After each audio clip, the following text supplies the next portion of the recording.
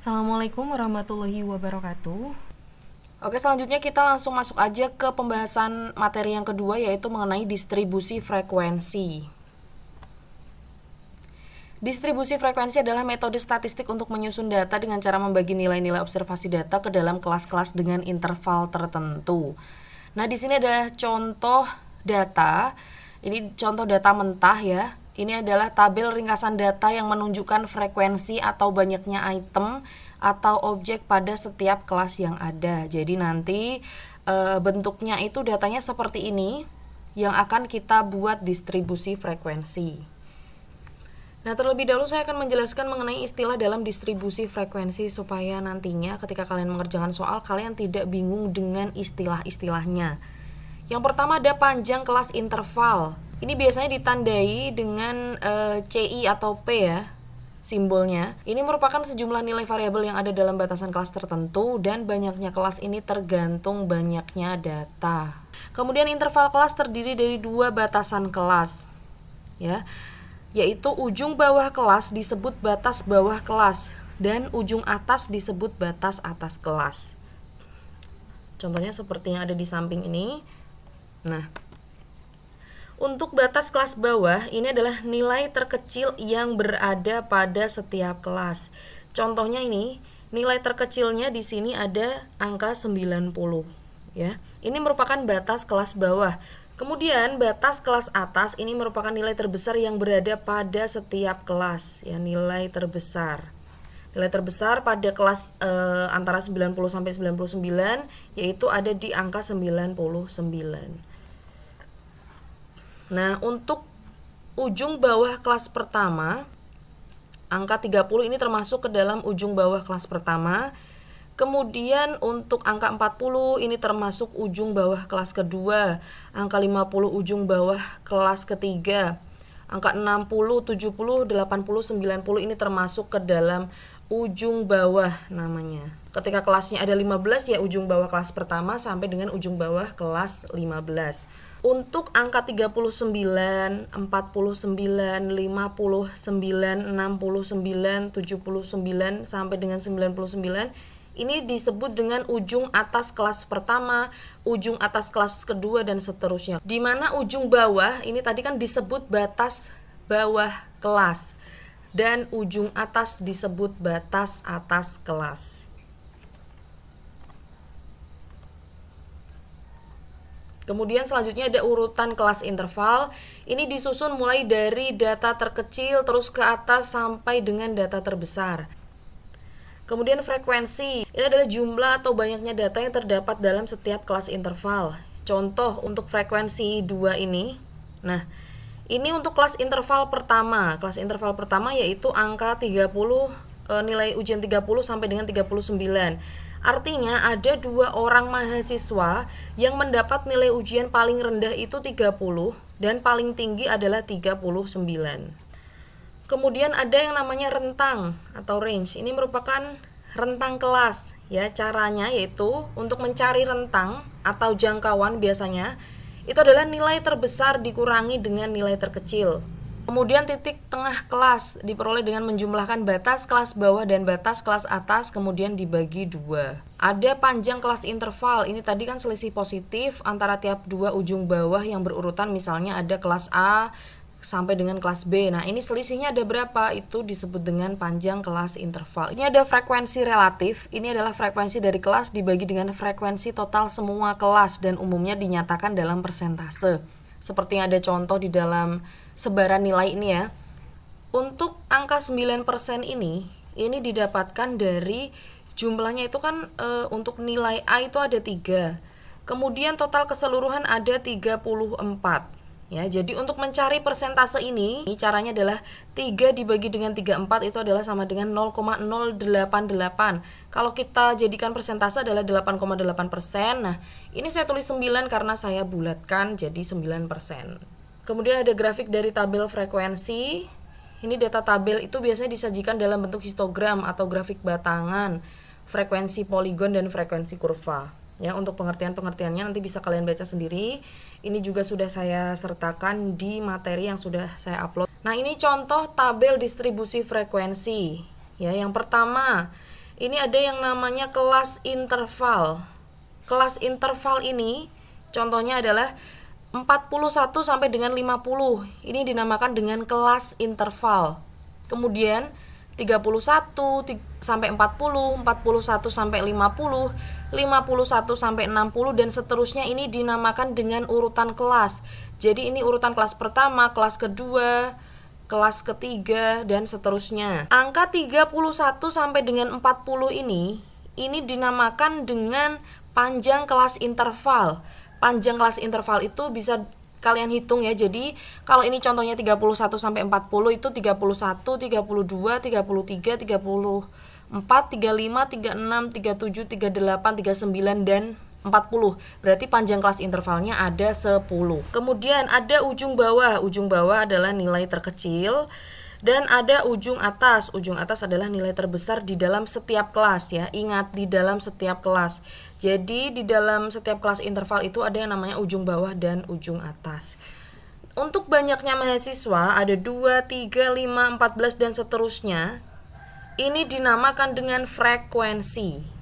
Nah, kemudian untuk langkah membuat tabel distribusi frekuensi itu ada beberapa langkah yang bisa kalian terapkan karena ini akan lebih mempermudah kalian membuat distribusi frekuensi. Yang pertama, kalian harus tentukan dulu rentangnya. Rentang atau jangkauan ini dengan cara data terbesar dikurangi dengan data terkecil. Yang kedua, kalian bisa menentukan banyak kelas interval. Ini biasanya tuh diambil paling sedikit 5 kelas dan paling banyak itu 15 kelas, tetapi tergantung juga menurut kepentingan dan kebutuhan dari setiap data. Terus kalian bisa pakai cara lain, yaitu dengan menggunakan rumus.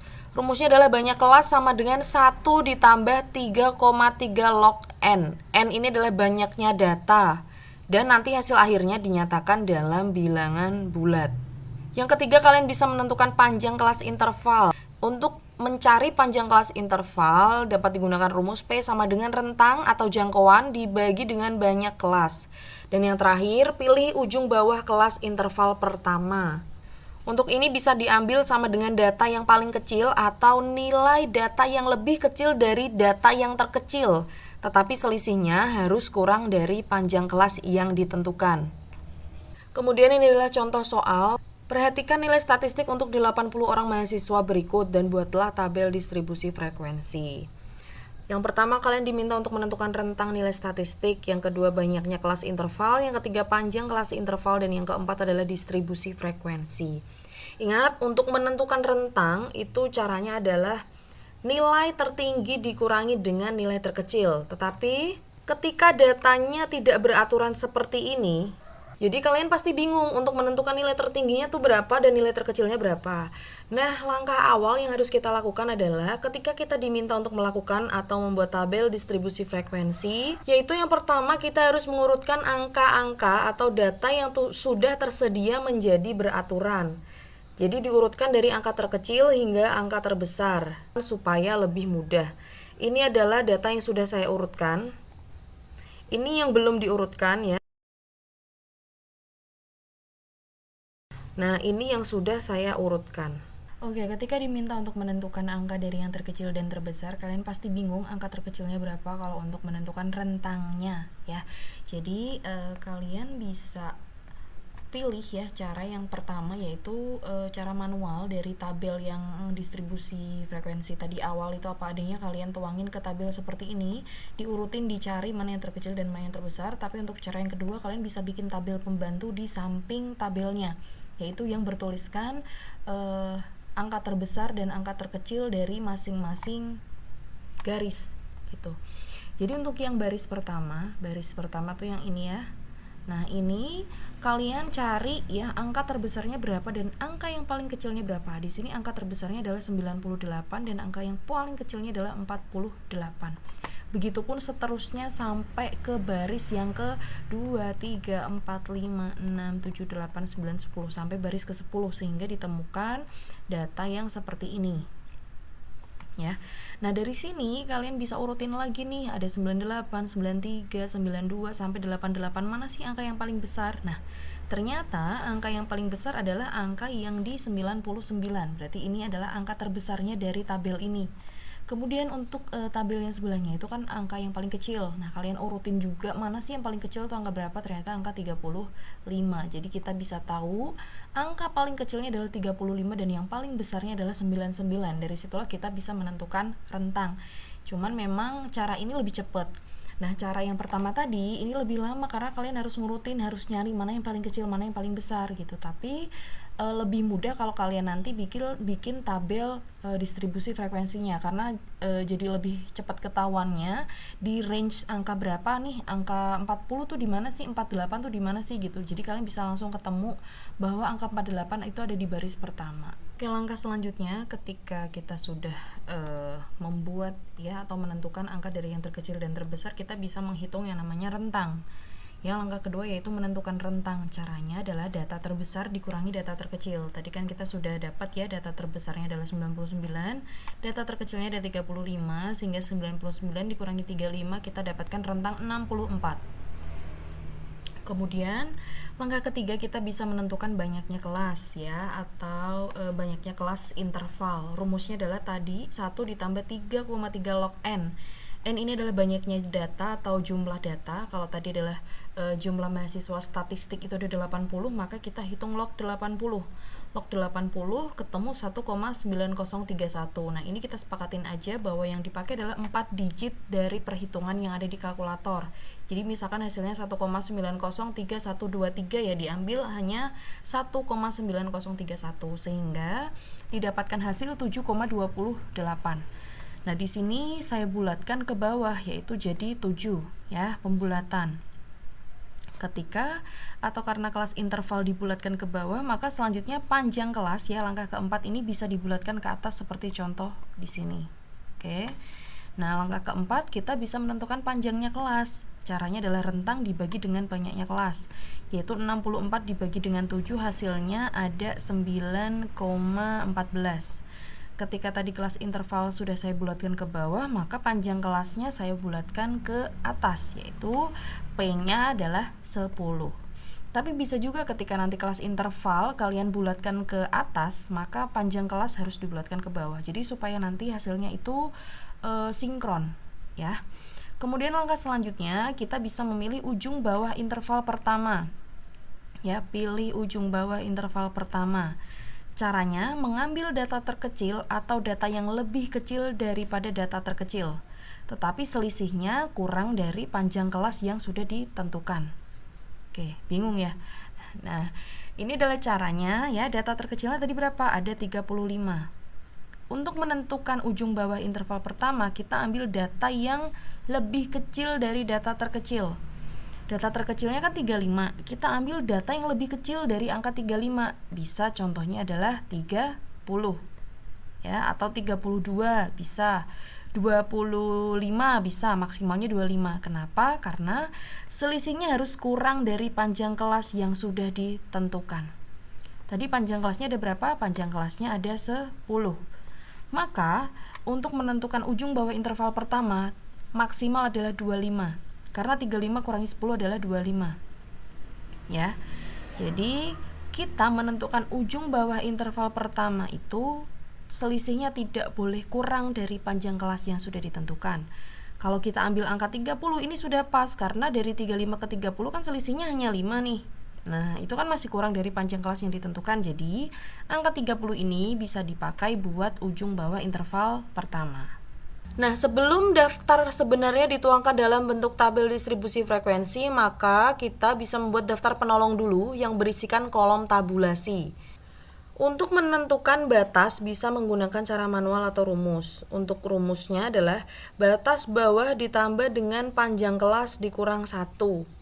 Batas bawahnya yang paling kecil tadi 35 ditambah dengan panjang kelasnya ada 8 dikurang 1. Hasilnya ada 42. Batasnya nilai ujian yang paling kecil ini tadi 35, kemudian batas atasnya adalah 42 sesuai yang sudah kita hitung. Tetapi kalau misalkan kalian ingin menggunakan cara manual, itu juga mudah ya. Untuk panjang kelasnya tadi itu kan 8. Jadi kalian hitung saja 35, 36, 37, 38, 39, 40, 41, 42 ya. Hasilnya tetap sama. Tapi kalau misalkan kalian ragu, kalian bisa menggunakan rumus. Kemudian kita perlu melakukan tabulasi sebagai daftar penolong. Contohnya kalau misalkan data-datanya seperti ini, kalian pasti bingung yang termasuk ke dalam 35 sampai 42 tuh ada berapa data, kan gitu. Ini kalau 35 sampai 42, oh berarti 35 ini masuk, 38 masuk, 43 nggak masuk karena batas atasnya hanya 42. Jadi untuk kolom tabulasinya ini 2 dan frekuensinya adalah 2. Ya, jadi tabulasi ini untuk memudahkan kita. Kemudian untuk nilai ujian 43 sampai 51. Nah, ketika datanya seperti ini kalian pasti bingung. 43 oh berarti ini 1, 2, 3, 4. Oh berarti yang data antara 43 sampai 51 itu ada 4 data. Kemudian kalian tuangkan di tabulasi sehingga kalian bisa mencari frekuensinya yang seperti ini. Kemudian di angka 70 sampai 78 ya contohnya. Nih. 70 sampai 78 ini kan banyak sekali. 70 di sini, 78 mana ya? Oh di sini. Jadi ini itu ada berapa data nih? Kalian supaya lebih mudah kalian menghitungnya, kalian coret-coret aja garis di tabulasi sehingga untuk yang nilai ujian 70 sampai 78 frekuensinya ada 22. Nah, ketika kalian diminta untuk membuat tabel distribusi frekuensi itu bentuknya seperti ini ya. Yang kita butuhkan hanya nilai ujian dan juga frekuensinya itu berapa. Yang penting frekuensi ini harus sama jumlahnya dengan data awal ya. Tadi data statistik itu kan ada 80, tapi kalau kalian menghitungnya frekuensinya hanya 79, berarti ada yang terlewat. Mungkin sekian dulu yang bisa saya sampaikan terkait dengan materi distribusi frekuensi. Semoga video ini bisa bermanfaat buat teman-teman semua, buat mahasiswa semua. Wassalamualaikum warahmatullahi wabarakatuh.